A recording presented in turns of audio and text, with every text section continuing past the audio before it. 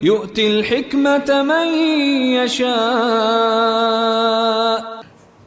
السلام عليكم ورحمة الله وبركاته. نحمده ونصلي على رسوله الكريم أما بعد. এই দরসে আমরা আলোচনা করব শরহ উকুদি রসমিল মুফতি এর 34টি মূলনীতি থেকে 24 এবং 25 নম্বর মূলনীতি সম্পর্কে। 24 নম্বর মূলনীতি হলো জাবিল আরহামকে মিরাস দেওয়ার পদ্ধতির ক্ষেত্রে ইমাম মুহাম্মদ রহমতুল্লাহ আলাইহির কওলের উপর ফতোয়া হবে। জাবিল আরহামকে মিরাস দেওয়ার পদ্ধতির ক্ষেত্রে ইখতিলাফ রয়েছে। ইমাম মুহাম্মদ রহমতুল্লাহ আলাইহির মতে জিহাতে উসুলের এতেবার করা হবে, আর এটাই মুফতাবিহি কওল। ইমাম আবু হানিফা রহমতুল্লাহ আলাইহির প্রসিদ্ধ কওল এটাই। আর ইমাম আবু ইউসুফ রহমতুল্লাহ আলাইহির মতে আবদানের এতেবার করা হবে, বিদ্যমান আবদানের এতেবার করা হবে, এটার উপরে ফতোয়া হবে না। 25 নম্বর উসুল বা মূলনীতি হলো, যদি কোনো মাসালার ভিত্তি একই সাথে কিয়াসের উপর এবং ইস্তেহসানের উপর হয়, অর্থাৎ একটা হুকুম কিয়াসি হয় আর একটা হুকুম ইস্তেহসানি হয়, তাহলে ইস্তেহসানকে কিয়াসের উপর তারজিহ দেওয়া হবে। তবে কোনো নির্দিষ্ট মাসালায় বিশেষ কারণে মাশায়েখে কেরাম যদি কিয়াসকে ইস্তেহসানের উপরে তারজিহ দেন, তাহলে সেক্ষেত্রে কিয়াসের উপরেই ফতোয়া দেওয়া হবে, আমল করতে হবে। তবে কিয়াসকে ইস্তেহসানের উপর তারজিহ দেওয়ার মাসালা খুবই কম। আল্লামা নাতফি রহমতুল্লাহ আলাইহি কিতাবুল আজনাসের মধ্যে লিখেছেন, রাজেহ কিয়াসি মাসালা হলো 11টি। আল্লামা নাজমুদ্দিন নাসাফি রহমতুল্লাহ আলাইহি সেই সংখ্যাটা বাড়িয়ে 22 পর্যন্ত নিয়ে গেছেন। অন্যান্য আরও কিতাবে আরও অল্প কিছু মাসালা বৃদ্ধি করা হয়েছে, কেউ কেউ 26টা পর্যন্ত নিয়ে গেছেন। মোট কথা, যেই মাসালাটার ভিত্তি ইস্তেহসানের উপর সেটা রাজে হবে, যেই মাসালার ভিত্তি কিয়াসের উপর তার উপরে।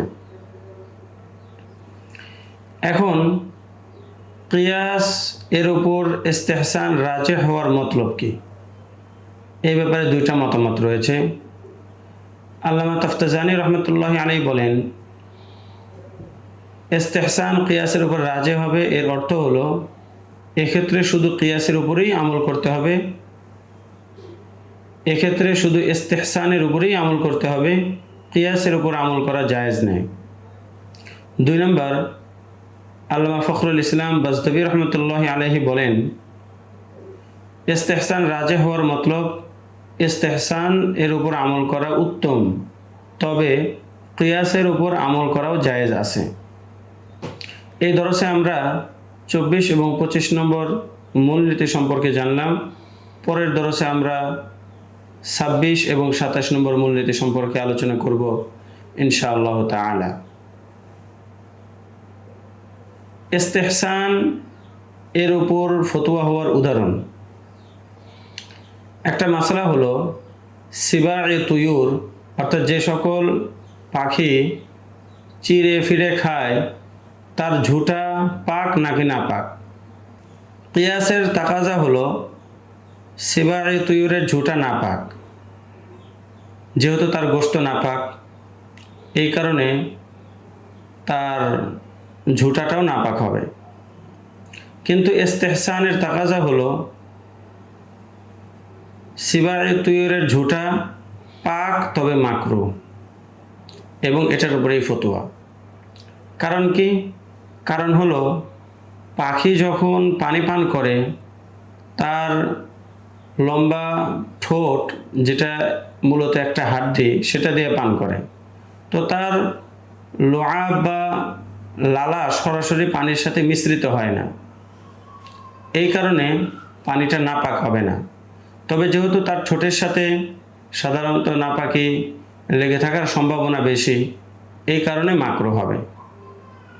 এই দরসে আমরা 24 ও 25 নম্বর মূলনীতি সম্পর্কে আলোচনা করলাম। পরের দরসে আমরা 26 নম্বর মূলনীতি নিয়ে আলোচনা করব ইনশাআল্লাহ তাআলা। আসসালামু আলাইকুম ওয়া রাহমাতুল্লাহি ওয়া বারাকাতুহু।